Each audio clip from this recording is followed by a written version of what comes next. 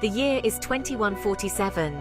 The world has transformed beyond recognition. The world is a web of data streams, an intricate network connecting every corner of the globe.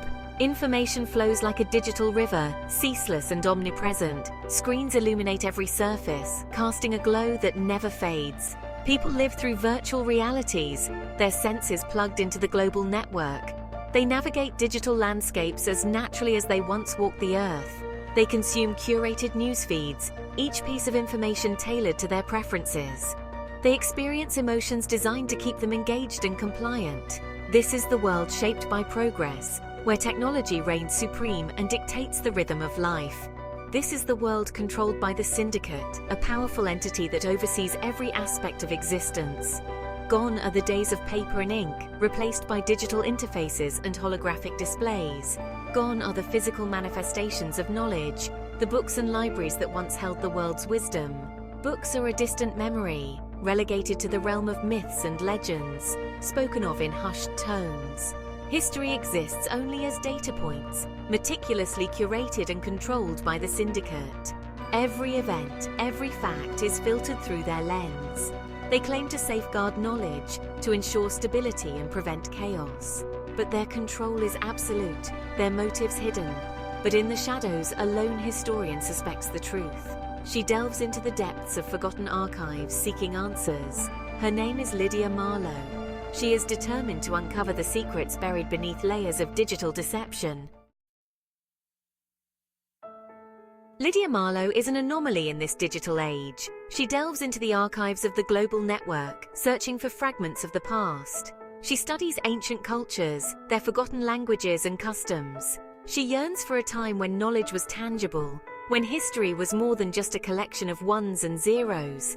Lydia's apartment is a sanctuary from the digital deluge. Bookshelves line the walls filled with data crystals containing forbidden texts.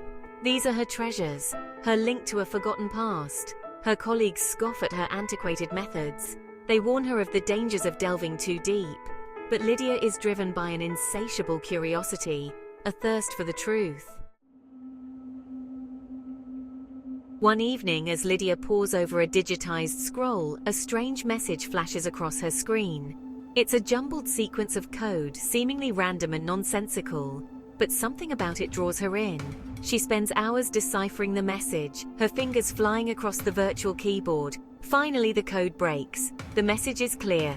The Last Library. Seek the forgotten knowledge. Uncover the truth. The message sends chills down Lydia's spine. The Last Library, could it be?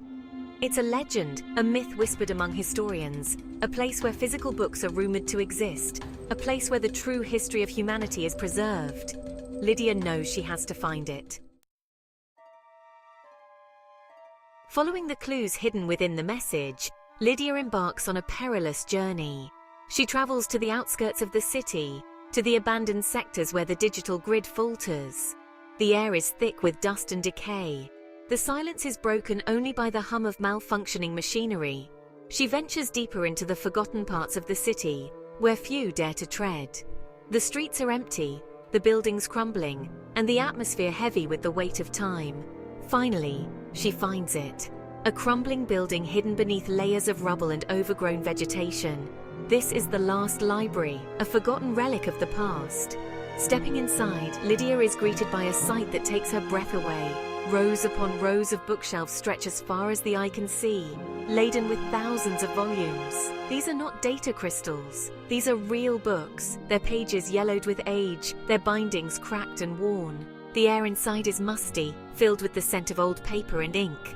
Lydia runs her fingers along the spines of the books, feeling the texture of the worn leather and cloth. Each book holds a story, a piece of history waiting to be uncovered. She can almost hear the whispers of the past, the voices of those who once walked these aisles. The Last Library is a sanctuary of knowledge, a treasure trove of truth hidden away from the digital age. Lydia knows that within these pages lies the key to understanding the mysteries of the past.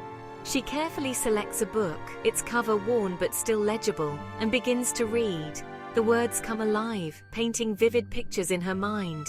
She is transported to another time, another place where the world was different, yet strangely familiar.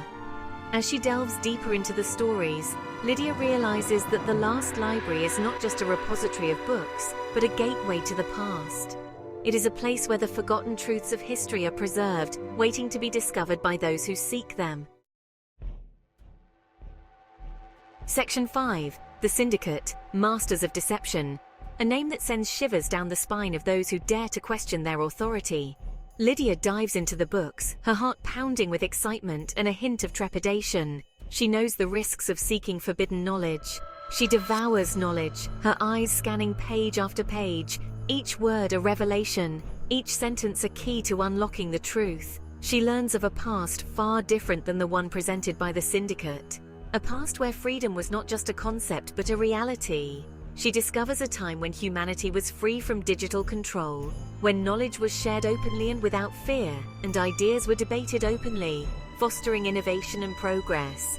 It was a golden age of enlightenment. The Syndicate, she learns, was once a benevolent organization. They had noble intentions, aiming to unite humanity under a banner of progress. They had promised a future of progress and prosperity, a utopia where technology would serve humanity, not control it. But somewhere along the way, they had seized control. Power corrupted their vision, turning them into the very thing they had sworn to oppose. They had rewritten history, erasing any trace of dissent or rebellion. The true heroes of the past were vilified, their stories twisted. They had crafted a narrative of their own making, a carefully constructed illusion designed to maintain their grip on power, a narrative designed to keep the populace docile and compliant.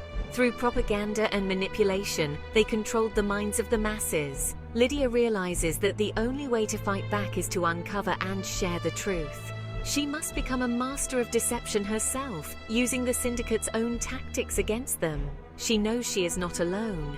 There are others like her, hidden in the shadows, waiting for the right moment to strike. Together, they will reclaim their history and their future. Section 6. Lydia's Resolve, a beacon of truth. Armed with this newfound knowledge, Lydia knows she can't stay silent. She has to share the truth with the world, to expose the Syndicate's lies. But she also knows the risks. The Syndicate has eyes and ears everywhere. They monitor every data stream, every communication channel. They silence anyone who dares to question their authority. Lydia makes a decision. She will use her skills as a historian to spread the truth. She will distribute copies of the books, planting seeds of rebellion throughout the network. She will awaken the people from their digital slumber. She will fight for the freedom of information, for the right to know the truth. Lydia works tirelessly, scanning and uploading pages from the books. She creates anonymous accounts, spreading the files across the global network. But the Syndicate is not easily fooled. They detect unusual activity, a spike in data transfer originating from Lydia's location. Lydia knows her time is up. She gathers as much data as she can carry, stuffing her backpack with data crystals and fragile aging books. She makes a run for it, dodging laser fire and leaping over crumbling debris. S5, alarms blare. Security drones swarm towards the library, their red eyes scanning for intruders. The chase is on. The Syndicate deploys its forces, determined to silence Lydia and recover the stolen information. But Lydia is resourceful. She uses her knowledge of the city's underbelly to stay one step ahead. She hacks into public display screens, replacing the Syndicate's propaganda with pages from the forbidden books. Slowly but surely, the truth begins to spread. People stop and stare at the flickering screens, their minds grappling with the unfamiliar words and ideas. Doubts are sown. Questions are asked. The Syndicate's carefully constructed reality begins to crack. The Syndicate tries to contain the spread of information, but it's too late. The seeds of rebellion have been sown. People are awakening from their digital slumber, demanding answers, demanding freedom. Protests erupt across the city, digital screens displaying messages of dissent and defiance. The Syndicate, once an unassailable power, finds itself on the defensive. Their control over information is slipping. Their grip on society is loosening.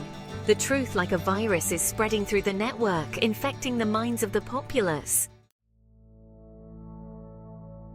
Lydia, now a fugitive, watches these events unfold from the shadows. She knows the fight is far from over. but she takes solace in knowing that she has sparked a revolution.